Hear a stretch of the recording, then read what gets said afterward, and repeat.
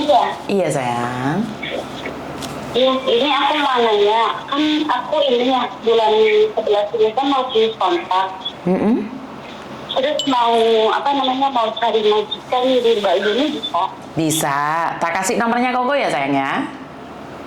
Oke, sama Awan aja dulu ya, Miss.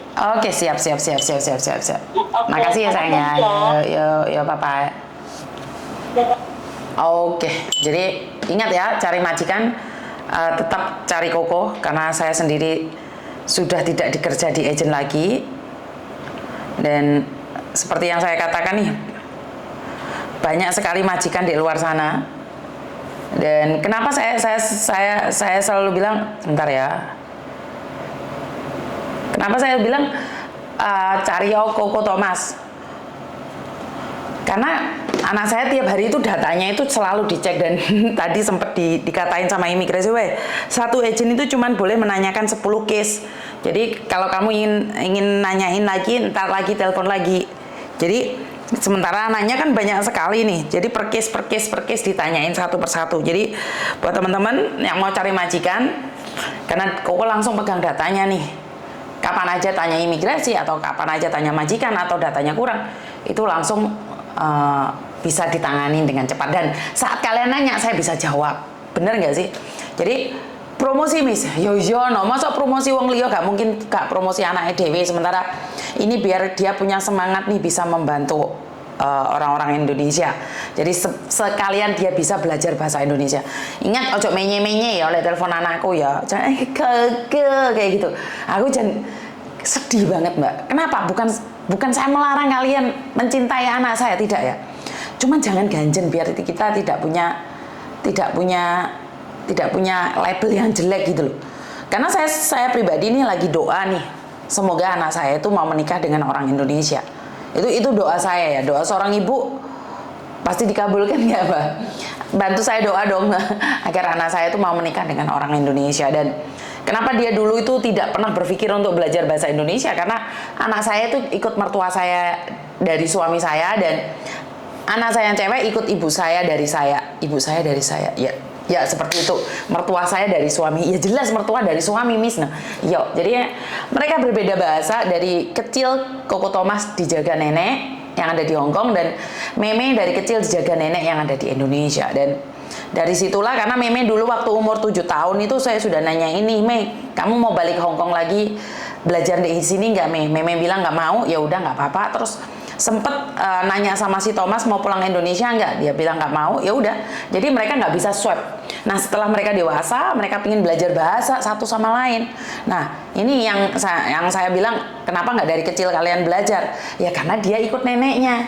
Jadi waktu itu saya tidak bersama mereka, saya tidak bersama anak-anak saya. Jadi saya hidup sendiri, suami saya hidup sendiri, anak saya bersama orang tua saya. Jadi buat teman-teman, bantu saya doa nih agar si Thomas mau menikah dengan orang Indonesia. Setidaknya dia harus belajar culture Indonesia, di mana yang bermacam-macam. Dan mungkin dia punya jodoh dari Medan nih, mungkin dia punya jodoh dari Jawa atau Kalimantan, atau masih jodohnya belum lahir juga. Ya bener nggak sih? Kan saya nggak tahu nih jodohnya Thomas seperti apa. Cuman saya berkata sama anak saya nih, nih kamu Taiwan pernah pacaran sama orang Taiwan, sama orang Hong Kong pernah pacaran, bahkan Harvard lah, nggak tahu daerah mana, daerah Eropa sana itu pernah pacaran. Dan kedepannya nih kamu sebenarnya mau nikah sama siapa sih ya? Aku sendiri pun masih cari uang, Mami, aku nggak fokus pada pernikahan. Terus aku bilang, punya keinginan nggak nikah sama orang Indonesia? Dia cuma ngeliatin saya matanya, Meisi ya. Jadi dia bilang, kenapa Mami? Ya enggak, nanya aja. Sebenarnya pingin sih, aku ingin punya istri kayak Mami ya. Cerewetnya aku bilang gitu. Enggak sih, Mami sayangan banget sama Dedi, sama Papa sayang banget sama Mami. Jadi dari situlah dia melihat sebagai ayah dan ibu, walaupun sering bertengkar dulunya, tapi masih tetap menghormati satu sama lain. Jadi saat kami terjadi masalah, kita tidak bongkar aib satu sama lain dan berusaha untuk tegar di dalam segala masalah. Dan dia bilang, Mami nggak banyak nuntutnya sih, saya lihat cewek-cewek Indonesia itu tuntutannya nggak tinggi. Ya saya bilang sama dia, kalau tuntutan tinggi apa yang perlu dituntut selagi kita masih bisa bekerja. Bener nggak sih orang-orang Indonesia tuh tidak menuntut untuk saya mau ini, kamu harus berikan saya ini itu. Bener nggak sih? Bener nggak sih? Ini cewek-cewek Indonesia itu nerimo ya. Dan ingat, yang nikah sama orang cewek Indonesia itu bukan orang-orang kaya aja loh yang ada di Hong Kong sini. Bener nggak sih? Jadi orang Indonesia itu pekerja keras, sabar, dan selalu bahagia. Koreksi saya jika saya salah ya. Jadi suka membantu ya, tapi ya sering dihapusi. Jadi buat teman-teman, bantu saya doa nih agar anak saya bisa menikah dengan orang Indonesia. Ya mungkin saat ini jodohnya belum lahir atau seperti apa, ya nggak apa-apa. Semoga dia bisa lebih mendalamin lagi culture maminya, keluarga maminya, dan selama ini dianggapnya tabu, tapi sekarang dia terasa sangat bahagia sekali saat dia di MTR bisa bahasa Indonesia, Mbak. Jadi waktu itu rame nih orang, jadi lagi mami orang itu bau. Hah, aku bilang gitu, bau mami. Jadi kalau pakai bahasa Kantonis kan semua orang melihat, kalau bahasa Inggris kan semua orang lihat. Jadi dia merasa bangga bisa bahasa Indonesia. Mami makan, mami lapar. Jadi dia sudah berani mengekspos omongannya sendiri. Dia sudah berani ngomong secara langsung. Jadi ini kebahagiaan tersendiri bagi saya. Saya yang selama ini ngajarin, nyuruh, dia nggak ada kesadaran untuk belajar, tapi dia ingin itu dia belajar. Dan anak saya aneh, Mbak. Anak saya itu bicara sulit, tapi nulis atau balas SMS itu pinter. Bukan di Google Translate loh. Dia, saya atau mas saya, mama saya Yuni itu pinter. Jadi kayak ibu Budi, bapak Budi, adik Budi itu dia bisa. Tapi kalau ngomong angel, masih kepelinter-pelinter.